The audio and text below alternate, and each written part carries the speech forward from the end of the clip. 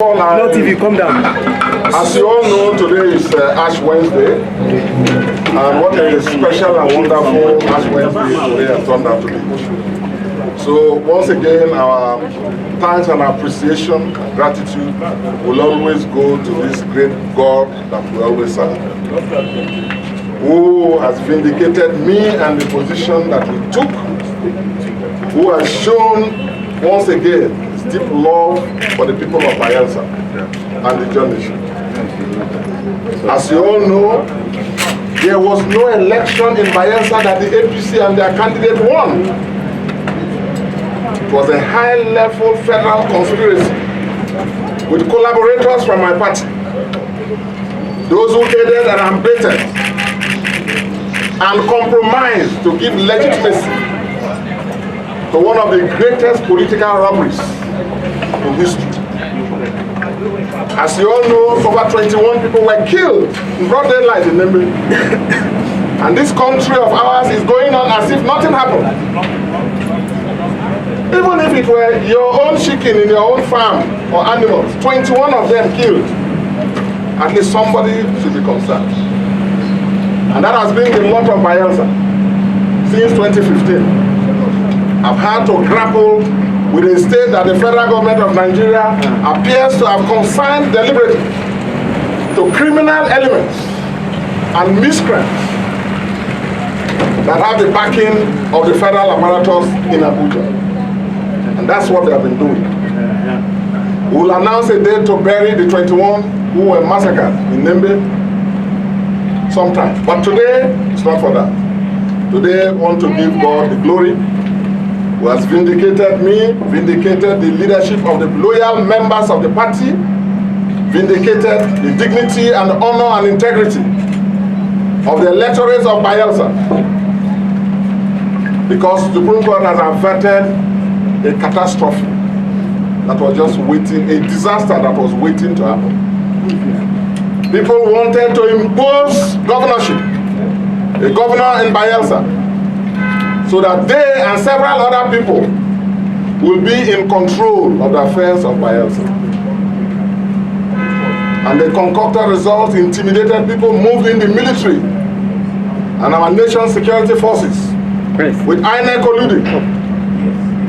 But today, like the Supreme Court did some weeks and days back, today they have reaffirmed their readiness to do justice. So we thank God Almighty, from whom all power flows. That's the only way people like us know how. That's why we'll not stop praising this great God of heaven.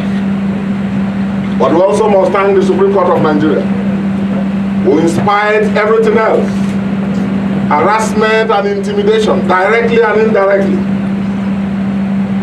with the blackmail and propaganda that has been going on.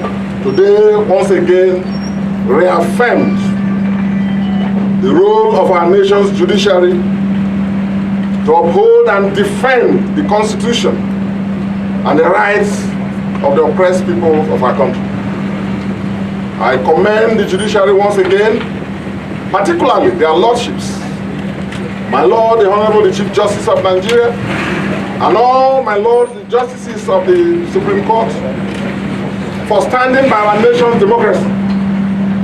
Because all this hype about a review was an attempt to compromise, not just, and destroy the judiciary of our country. Because if the Supreme Court is undermined and compromised and intimidated and destroyed, if the Supreme Court gives in to harassment, by which every verdict that emanates from it will be robbed of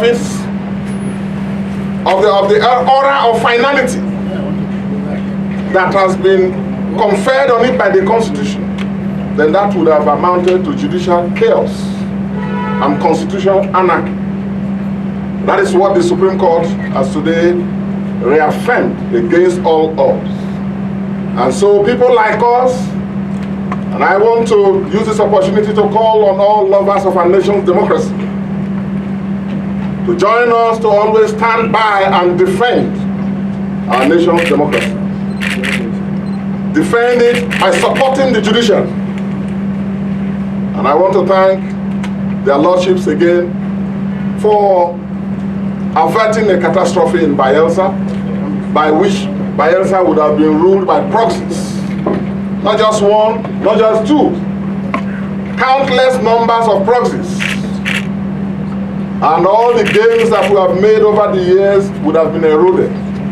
This election was not about Governor Dickson. This election was about the future of our state and our people. And I thank their lordships, I thank the nation's judiciary, and I want to use this opportunity to call on all the security agencies, particularly the Commissioner of Police in Bayelsa, who made it possible for his men to escort hoodlums who were destroying properties, including mine. Those hoodlums went about destroying, creating mayhem in the streets of Yenagoa, harassing innocent people, destroying vehicles, attacking homes, burning down libraries, escorted by police officers, assigned to that purpose by the Commissioner of Police, acting on instructions from above. That is what, in the last 8 years, I have had to contend, particularly since 2015, with this APC-led federal government. Bayelsa was deliberately assigned to criminal elements for them to do what they want to render the state ungovernable for me. But to the glory of God, as you all know, I've handed over to the man that the people wanted, the man that the Supreme Court has rightly proclaimed as my successor. And by so doing, you know, I've just set another record as the first governor of Bayelsa to serve 8 years. And now, first governor who saw qualities, who knew the benefit of continuity and the need to have someone who has an independent mind to carry on with our vision. So another record today has been set through, that we have not only completed 8 years, but we have also handed over to a successor, the governor and the deputy that had our endorsement and support. So I want to thank the good people of Bayelsa for their support and encouragement and their prayers and solidarity, and ask that that support be extended to Senator Diri and Senator Lawrence Erujaku. But I will not end this without thanking all Nigerians. All of you, hardworking, patriotic members of the press, who, in spite of everything, continue to tell the story of the oppressed in Bayelsa. The few voices that you guys managed to hear, to report, I want to thank you. 21 people killed, people didn't even report.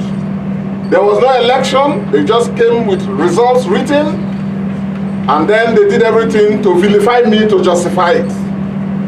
When they knew that in an election, local government after local government, ward after ward, I and my candidate and our party would have defeated them, hands down, in any election any day. So I thank all Nigerians and all people of goodwill across this country, those who kept praying that justice be done, those who kept praying that all that we have done in that state should not just go down the drains. I thank you from the bottom of my heart, from all religions, from all states, and even across all parties. You kept praying that justice be done. Today, the Supreme Court and God also has vindicated us. And I thank all of you, and I wish Doye Diri, Senator Diri, and Senator Lawrence Erujaku the very best, and I call for cooperation for them. Thank you very much. God bless you all.